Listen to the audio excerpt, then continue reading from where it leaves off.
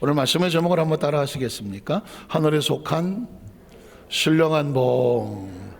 이제 에베소 1장 1절 이하에 들어가면서 하늘에 속한 신령한 복. 성경 속에 이런 단어가 나오거든요. 오늘 이 단어를, 이 문장을 제목으로 삼아서 함께 은혜 나누기를 원합니다. 에베소서는 바울이 에베소 성도들을 향하여 쓴 말씀인데, 특별히 1장에 보면 세 가지 주제가 나와요. 1절로 2절에 보면은 인사를 합니다. 인사.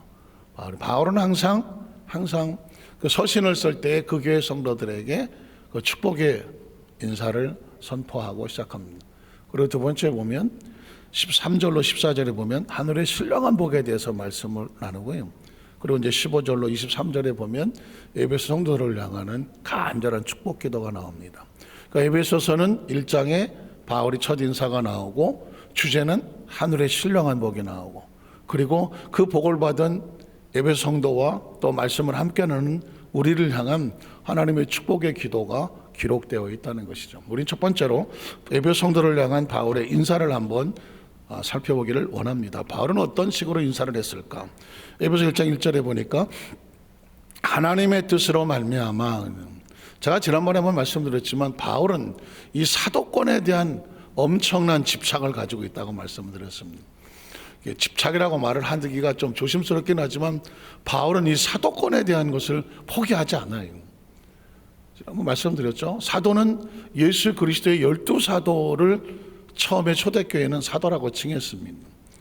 택하심을 받고 부르심을 받고 3년 반 동안 함께 현장에 따라다녔고 말씀을 가르침을 받고 기적을 보았고 그리스도의 고난을 보았고 죽음을 보았고 부활을 보았고 승천을 보았고 다시 오신다는 재림의 약속을 들었던 사람, 이렇게 따지면 딱 12명밖에 없는 거예요. 가룟유다는 실패했지만 사실은 사도는 딱 11명 이 사도인 거죠. 자, 이 사도에 대한 얘기를 하는 이유는 뭐냐면, 혹시 여러분 신앙에 조금 관심이 갖고 있으신 분들은 모르겠지만 그 신학 서적에 보면 신사도 운동이라고 하는 게 지금 전 세계적으로 이단성을 띠고 움직이고 있습니다. 신사도. 그런데 이 신사도라는 것은 뭐냐면 오늘날 세대에도 사도가 있다라고 생각하는 사람입니다. 오늘날도 사도가 있다. 말씀을 선포하고 전하는 사도권을 하나님으로부터 받았다. 이런 사람들이 이제 신사도 주의자라고 말하는데, 이런 사람들은 자기들이 이제 몇몇 사람만 사도라고 말을 하고 그 사람들이 세운 사람들에게 자기들이 안수를 해서 새로운 사도를 또 세울 수 있다.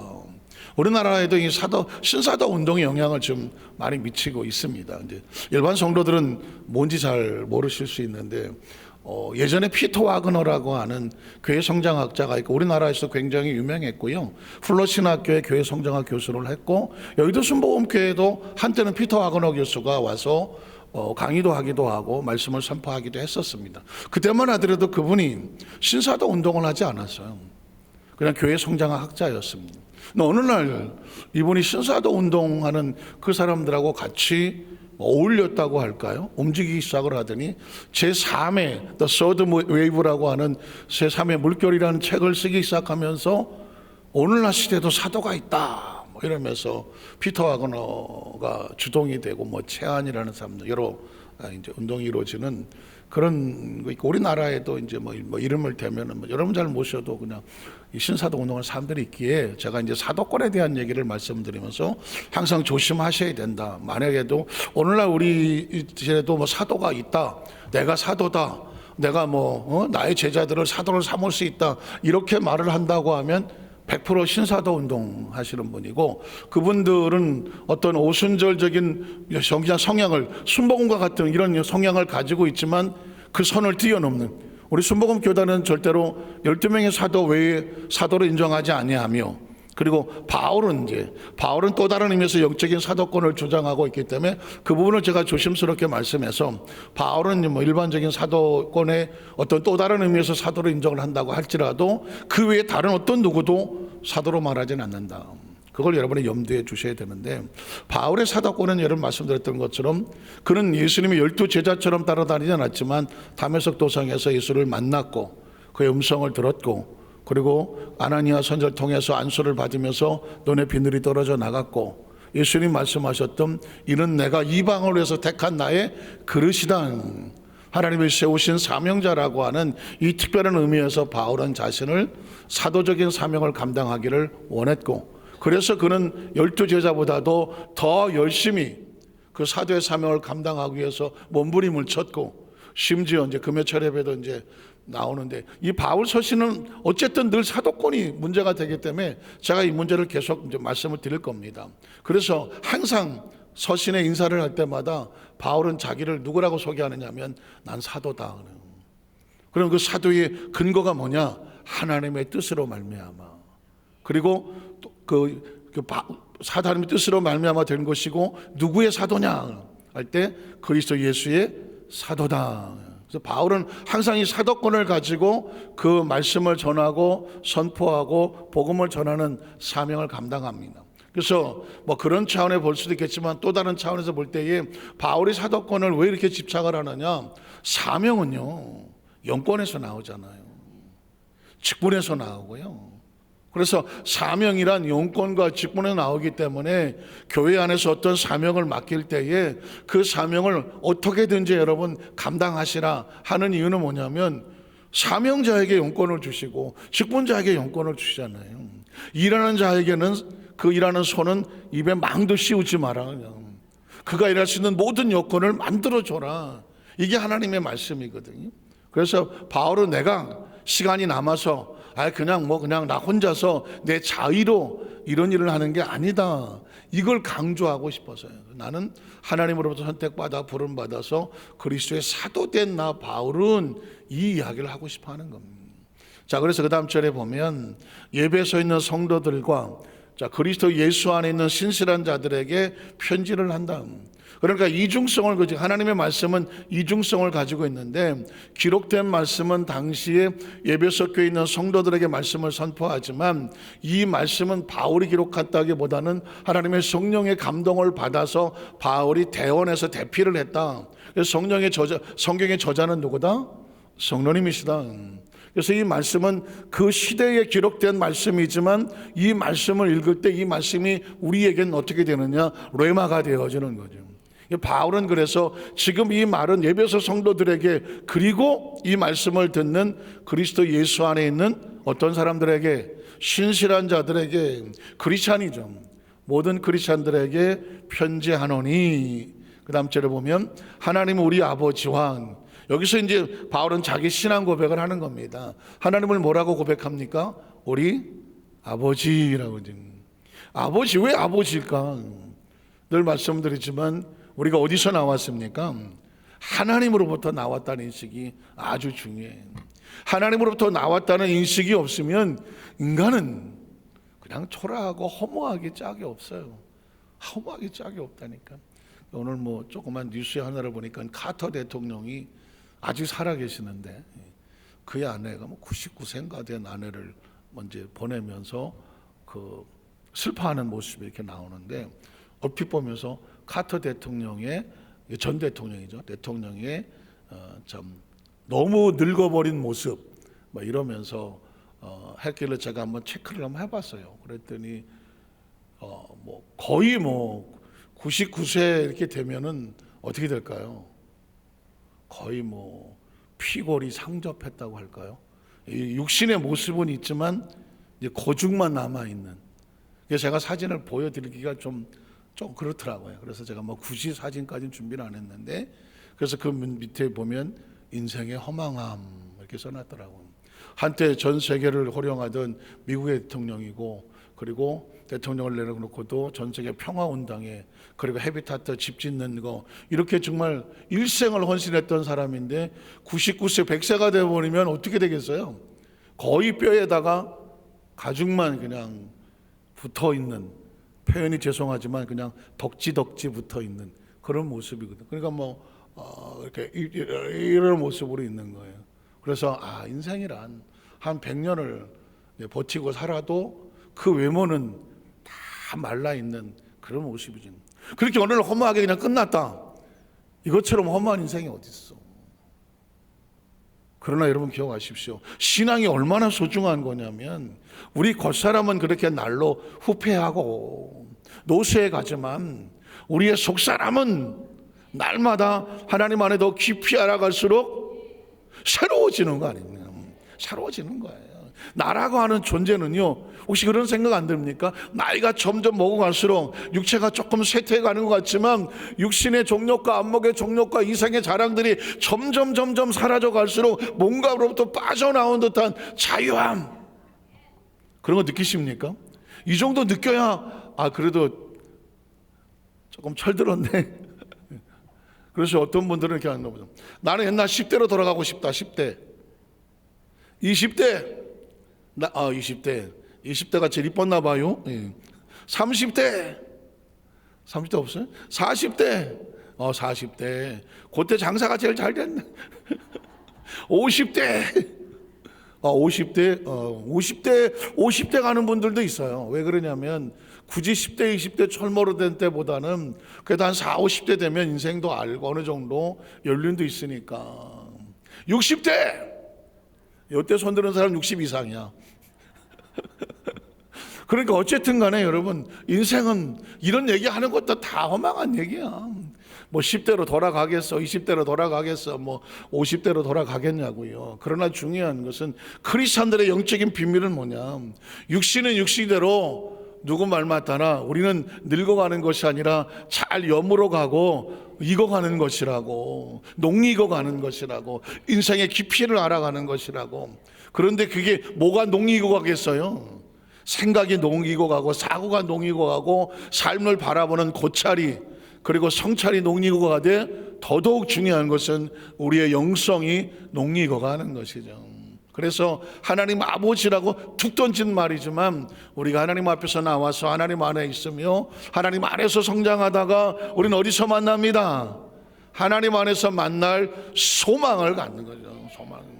인생이라는 것은요, 그렇게 뭐 그냥 아동다동 매달릴 이유는 없어요. 뭐 아시는 얘기겠지만 요즘 김창옥이라고 소통 전문가에서 TV도 이제 많이 나고, 그저께 보니까 뭐 안산에도 뭐 이렇게 뭐 연말이 돼서 프랭카드 붙이면서 뭐 와서 언제 한다 써놓은 것도 본 적이 있는 것 같은데, 그 사람 나이 뭐 한 50채 됐을까 안 됐을까, 50대 오르는데, 아니 지금 뭐 치매 진단을 받아갖고 지금 상당히 고통스럽다. 그래서 내가 이제는 더 이상 이 소통 전문가로서 일을 그만해야 될 때가 온 것 같다. 근데 뭐 모르는 사람 같이 모르겠는데 TV에 나와서 이렇게 열심히 자신의 영향을 미치던 사람이, 그 사람도 크리스찬이거든요. 그런데 50대쯤에서 뭐 치매 진단을 받고, 이제 이게 내려오는 집 전화번호도 모르겠고 집 문도 모르겠고 숫자 기억이 전혀 안 난다 그러고, 점수로 따지면 뭐 20점 만점에 0.7점이 나온다 그러면 거의 지금 인지 능력 상태가 굉장히 힘든 상태 아니겠습니까? 뇌의 어느 기능이 점점 마비. 그러니까 나이가 문제가 아닌 거예요. 근데 이제 그렇게 된 원인을 찾아봤더니, 이제 어렸을 때 어머니에 대한 죄책감, 아버지가 어머니를 너무 힘들게 할 때 자신이 지켜주지 못했다는 그 마음에 그 죄책감이 있고, 또 하나는 이제 강의가 워낙 많아지다 보니까 스트레스가 있는 거예요. 여러분, 그 강연하는 사람들은요, 그 스트레스가 어마어마합니다. 매일 똑같은 얘기 할 수 없잖아요.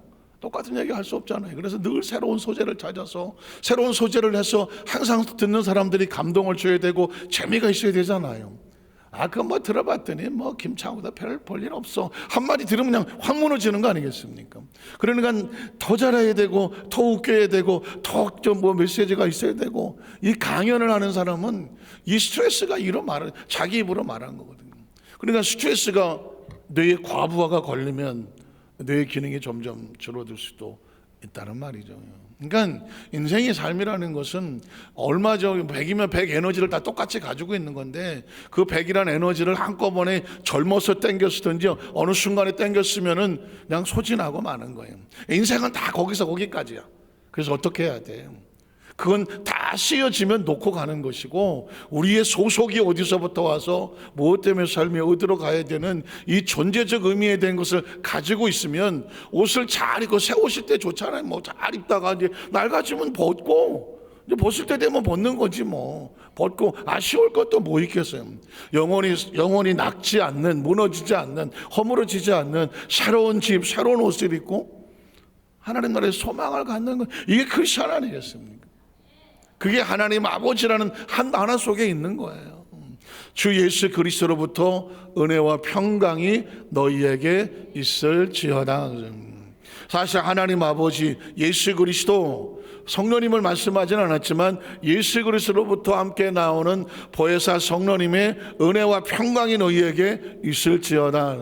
그래서 우리는 늘 하나님 아버지, 또 예수 그리스도, 보혜사 성령님, 이 늘 삼위일체에 대한 인식이 우리 마음속에 중심을 하고 있거든요. 바울의 신앙 고백, 바울의 인사 속에서 이미 지금 자신이 어떠한 상태에 누구와 함께 어떤 신분으로 복음을 전파하고 서신을 쓰고 있는지를 기록하고 있는 거죠. 이 말씀을 이걸로 끝나면 성경 공부, 늘 말하지만 바이블 스터디가 되고 이것이 나의 삶 속에서 나에게 적용을 하고 내 레마가 되고 내 말씀이 되고 내 고백이 되면 이제 이 말씀이 내 영혼의 양식이 되는 것입니다. 두 번째로 하늘에 속한 신령한 복의 내용을 찾아보겠습니다. 오늘 3절에 보면 찬송하리로다 하나님 곧 우리 주 예수 그리스도의 아버지께서 그리스도 안에서, 우리가 받을 복은 소속을 알아야 되죠. 어떻게 받는 것이냐면 그리스도 예수 안에서. 그 복은 어디에 속한 거예요? 하늘에 속한 것이며, 그 복은 어떤 복이에요? 신령한 복을 누구에게 주시는 겁니까? 예수 그리스도로 구원받은 하나님의 자녀들에게 주시는 거다. 그러니까 하나님은요, 축복이 하나님이에요. 제가 이번 주일날도 말씀을 이제 준비하고 기다리고 있는데, 우리는 어렸을 때 장로교를 다녀갖고 옛날 장로교 목사님들 그랬잖아요. 까만 양복에다가 하얀 고무신 신고 항상 똑같은 양복을 입고 뽀마드 이렇게 바르시고, 그 옆에 뭐 신방 전사님도 항상 까만 치마 뭐 한복 같은 거 입고 또 가방 들고 이렇게 두고, 신방 다니는 권사님들, 사람들도 이게 그냥 항상 이런 스타일로 다녔잖아요. 아주 근엄하고 검소하고 뭐 이제 뭐 청빈하고 좋은 거예요. 그런데 그러다가 보니까 예수 믿는 성도는 복을 구하지 않는다. 예수 믿는 성도들은 뭐 하나님 우리에게 복을 주시옵소서 그러면 수준 낮게. 예수 믿으면 그냥 물론 그냥 그런 대로 사는 걸 아는 거예요. 복을 구한다든가 뭐 아이고 우리 자식이 뭐 이번에 잘, 이런 인식에 대해서 요즘 머릿속에 가지고 있던 거는 크리스찬은 하나님께 나가서 뭘 복을 달라고 구하거나 이런 거 하잖아. 그건 다 세상 사람이 구하는 거다. 그래서 사실 그런 거 구해본 적이 별로 없어요. 그래서 제가 순복음에 와서 깜짝 놀란 게 좋으신 하나님이었거든요. 난 좋으신 하나님을 제가 장로교인 동안에 한 번도 불러본 적이 없어요. 그냥 하나님은 그냥 두렵고 떨리고 무서운 존재지. 한 주간 동안 형편없이 살았으니까. 그래서 교회 들어올 때도 혹시 천장에서 뭐가 떨어질라나? 그래서 이러고 들어와서 그것도 자리도 맨 뒷자리, 일단 앞으로 나갈 자신이 없어. 뒷자리에 앉아. 그렇다고 저 뒤에 앉아 계시는 전도사님이나 목사님이나 본 사건과는 관련이 없으니까요. 어쨌든 뒤에 앉아. 그래갖고 앉아갖고 눈도 제대로 못 뜨고 앉아갖고 그냥 회개만 하는 거지. 회개만 하는 거야. 회개만 하다가 이제 어느 정도 예배도 드리고 헌금을 좀 하면, 헌금하고 이렇게 축도를 받으면 아유 이제 좀 괜찮은가 보다 그러고. 그게 신앙의 자유가 없잖아. 늘 그냥 내가 그래서 어렸을 때 내가 어쩌다가 일찍 예수를 믿어갖고 내가 그냥 십계명만 보면 한숨이 나오고 이걸 내가 어떻게 지킨다. 그랬던 기억이 있는 거예요. 그런데 이 좋으신 하나님 안에서 이게 다 풀어지는 거지. 이 자유해지는 거예요. 진짜 전 평생 잊지 못하는 우리 너무 많이 불렀던 찬양이지만 God is so good 하나님, 얼마나 좋은 하나님, 좋으신 하나님 안에 우리로 하여금 어떻게 하기를 원해. 난 네가 자유하기 원해. 평안하기 원해. 제가요 이 성경을 읽다가 깜짝 놀란 건 하나님의 마음을 보면 아예 전체적으로 자기 백성들이 복되기를 원해. 복을 받기를 원하고요, 복을 누리기를 원하고요, 복 안에 살기를 원하고요, 그 영향력을 끼치며 살기를 원해. 축복을 구하는 게 나쁜 게 아니야. 영혼도 잘 되라 그냥. 범사도 형통할지어다 그냥. 강건함이 넘칠지어다 그냥. 솔로몬을 축복하는데 네가 구하지 아니한 부귀와 영화와 장수도 그냥. 솔로몬이 그걸 아예 입에도 안 올리잖아요. 하나님, 저에게 듣는 마음을 주시고 지혜와 지식을 주셔서 하나님 맡기신 이 백성들을 잘 이끌어가게 해주십시오 했던 하나님께서 네 입에 올리지도 아니한, 구하지도 않은 부귀와 영화와 장수와 축복을 그냥 내가 너에게 더하여 줄 거다. 너보다 축복받은 사람이 전에도 없고 앞으로도 없다. 이렇게 얘기할 정도면요, 하나님의 마음은 한 영혼 한 영혼이 이 땅에 살면서 어떻게 살기를 원합니까? 하나님 안에서 진짜 그 주신 축복을 소중하게 지키며 누리며 살기를 원하는 거예요.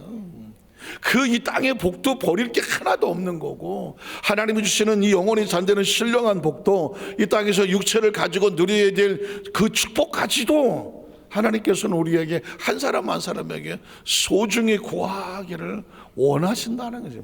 하나님은 복을 주기 원하시는 하나님, 그러나 복은 자유하고 마음대로 주는 것이 아니라 그리스도 안에서 주시는 그 축복이고, 그것은 하늘로부터 오는 축복이고 우연과 재수가 요행이 아닌, 그리고 그 축복은 하나님 안에서 거룩한 신령한 복을 우리에게 주시래라고 말하는 것입니다. 그 다음 절에 보면 곧 창세전에, 사실은 제가 이 단어 하나하나 속에서 하고 싶은 이야기가 그냥 구구절절입니다. 4절도 보십시오. 이 복은 어떻게 오는 거냐면, 창세전에 이 말 한마디만 가지고도 하고 싶은 얘기 얼마나 많아. 우린 지금 이 지구 역사가 얼마나 됐는지도 몰라.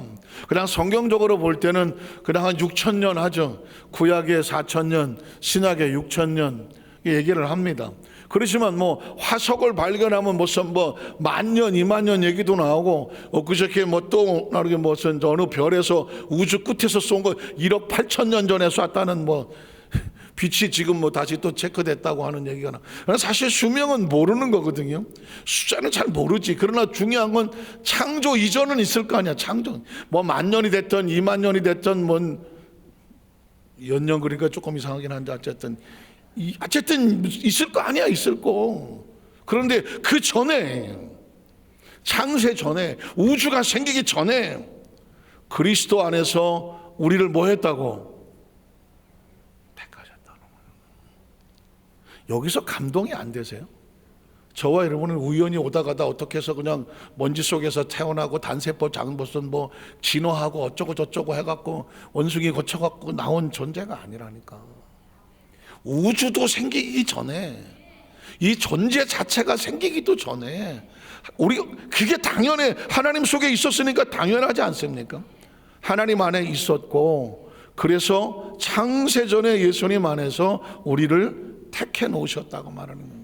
그리고 우리로 사랑 안에서 그 앞에 거룩하고 흠이 없게, 이 땅에 살면서 하나님의 자녀들이니까 거룩하고 흠 없게 만드시고 보존하시려고 하신 거고, 또 그 다음 절에 보면 하나님이 자원하고 기쁘신 뜻대로 우리를 뭐 하셨다고요? 예정을 하셔서 예수 그리스도 말미암아 누구의 아들들이 되게 하셨다고요? 하나님의 아들. 이건 우리의 눈높이에 맞춰서 이해시키려고 쓰는 단어예요. 아버지는 부모라는 뜻이고, 부모로부터 나온 것을 자식이라고 말하는 것이고, 우리가 왜 하나님의 아들이요 딸이란 말을 듣느냐? 우리는 어디서부터 나왔다? 하나님으로부터 나왔다. 어디서부터 나왔는지 궁금하지 않으셔? 이 인간이라는 생명으로 존재하는데 도대체 이 생명은 나는 어디서부터 나왔을까? 궁금하지 않으셔? 뭐가 궁금해요? 우리 엄마 아버지한테 나왔지. 그럼 우리 엄마 아버지는 어디서 나왔을까? 그것도 몰라요. 할머니 할아버지한테 나왔겠지. 그게 다예요. 그게? 생각과 사고를 해봐요. 생명이란 존재 자체는 쫙 올라가면 어디서부터 나왔겠냐고. 그럼 우주에 뭐 첫사람이 있겠죠. 뭐 그 사람은 어디서 나왔냐고. 거기까지 모른다 그러면. 그 이제 창세 이전과 창세 이후가 나오는 거거든요. 이걸 생각하고 사고할 수 있는 거는 성경에 들어가서 하나님이 쓰는 생각과 사고가 들어와야 이걸 생각해낼 수가 있어요. 예수를 믿지 않는 사람은 생각해낼 수 없습니다. 생각해낼 수가 없어요. 아예 이 창조라는 단어 자체가 피조물은 생각을 못하는 단어고요. 창조를 생각해내려면 창조주라는 이 개념이 있어야 돼요. 창조주라는 개념이 있어야 우리가 창조된 존재를 깨닫게 되고, 그래야 이 세상이 끝이 아니고 창세 이후 우리가 어디서부터 왔는지를 눈치를 채게 되면 성경은 말하기를 하나님 안에서 예정되고 택하고 이 땅에 사는 동안 하나님의 거룩한 아들들이 되게 하셨고, 마지막 3절을 보면 이는 그가 사랑하시는 자 안에서 우리에게 거저 주시는 바 그의 은혜의 영광을 찬송하게 하는 것이다. 은혜를 받아 스스로 우리가 어떻게 존재한지를 알게 되고 우리가 삶을 사는 목적은 뭐냐? 하나님께 영광을 돌리게 하려 하심이라는 것입니다. 말씀을 정리하기를 원합니다. 그래서 사실은 하나님께서 우리에게 서신을 주셔서 말씀을 주시는 목적은 딴 거 아닙니다. 하나님이 누구인가? 그렇죠? 예수님이 누구이신가? 성령님은 누구이신가? 하나님과 나는 어떤 관계에 있는가? 예수님과 나는 어떤 관계가 있는가? 성령님과 나는 어떤 관계가 있는가? 그러면 그 관계를 가지고 이 땅에 사는 목적은 무엇인가? 무엇을 하며 살아가는가? 사는 동안 하나님은 우리에게 뭘 원하시는가? 예수님 나에게 어떤 영향을 주는가? 성령님은 이 땅의 삶을 살아 우리에게 어떤 보혜사 역할을 해주시는가? 우리가 100년 안짝의 삶을 살면서 이 땅의 삶을 마무리 질 때 어떤 마음을 가지고 준비해야 되는가? 그리고 우리는 이 땅을 끝날 때 비록 우리 육신이 정말 우리도 100세쯤 되면 그렇게 되겠죠.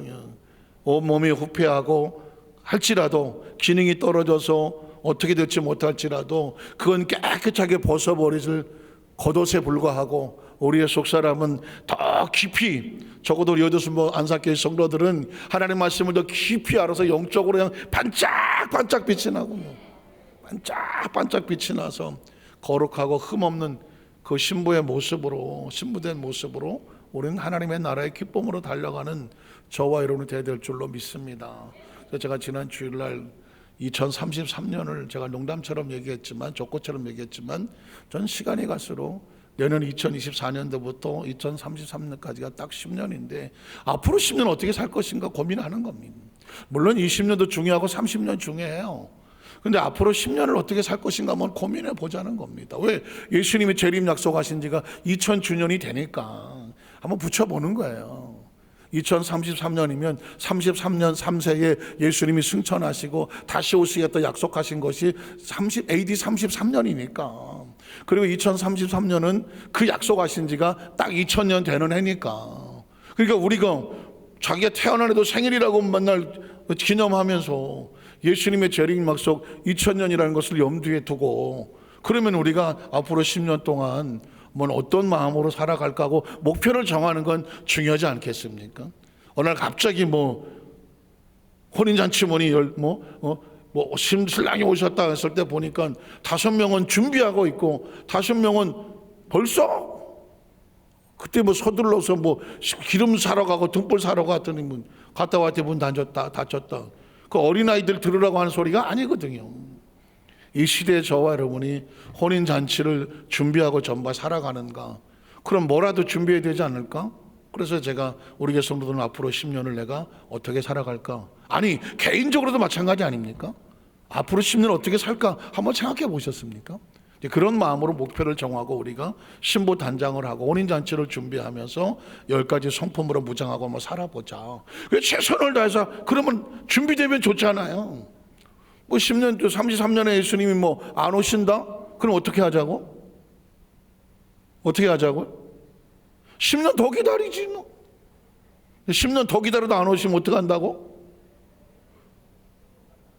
미리 가실 분은 가시더라도 10년 더 기다리지 그래 기다렸는데도 안 오신다? 그럼 어떻게? 애따 모르겠다. 우리가 올라가면 된다는 거예요. 중요한 건 뭐냐? 깨어있자. 한번 따라서 깨어있자. 깨어있자. 준비하는 사람을 깨어있다고 말하는 거예요. 준비 안 하는 사람을 뭘 깨어있다고 말해요? 준비하는 사람이니까 깨어있다고 말하는 거고, 준비 안 한 사람 나중에 보니까 안 깨어있더만. 그래서 오늘 늘 앞으로 제가 그냥 입만 열면 2033년 얘기하면 오실 수도 있다. 어디 가서 온다 그러지 마요. 또 갑자기 또 신문에 내일 아침에 교주하셨다고 또 신문을 알 수가 있어. 그러나 우리는 늘 오심을 기다리는 크리스찬들, 그리스도의 신부가 되시기를 주의 이름으로 축복합니다. 기도하겠습니다. 하나님 아버지 감사합니다.